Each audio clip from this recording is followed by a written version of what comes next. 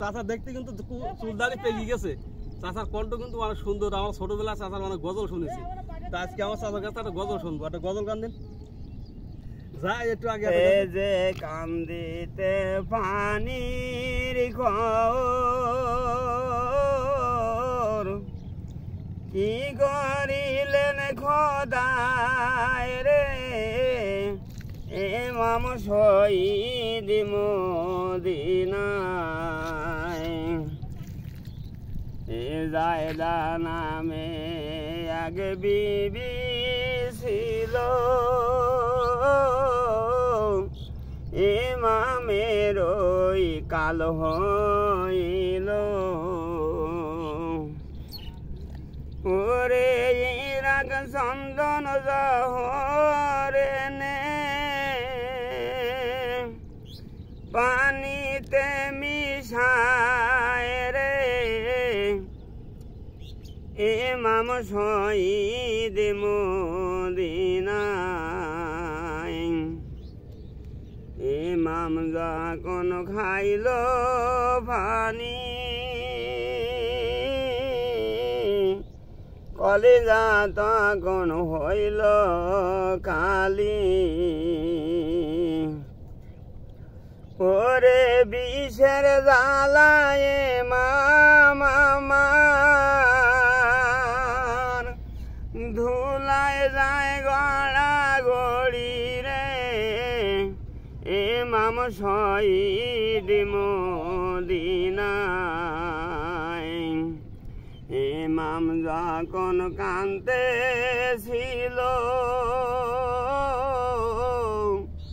গাছের পাতা ঝরিয়া পড়িল ওরে সোনার বারণে মামার নীলি বারণ হয় রে ইমাম শহীদ মদিনায় কোথায় আসো বাপ কাছে জনমের মতন করি কোলে কোথায় আসো ভাই হোসেন জনমের মতন ডাকি তোরে রে ইমাম শহীদ মদিনায় আরেকটা একটুকুন জানি বলবো। হ্যাঁ বলেন। ওই মদিনার পথে রে আমার ওই মদিনার পথে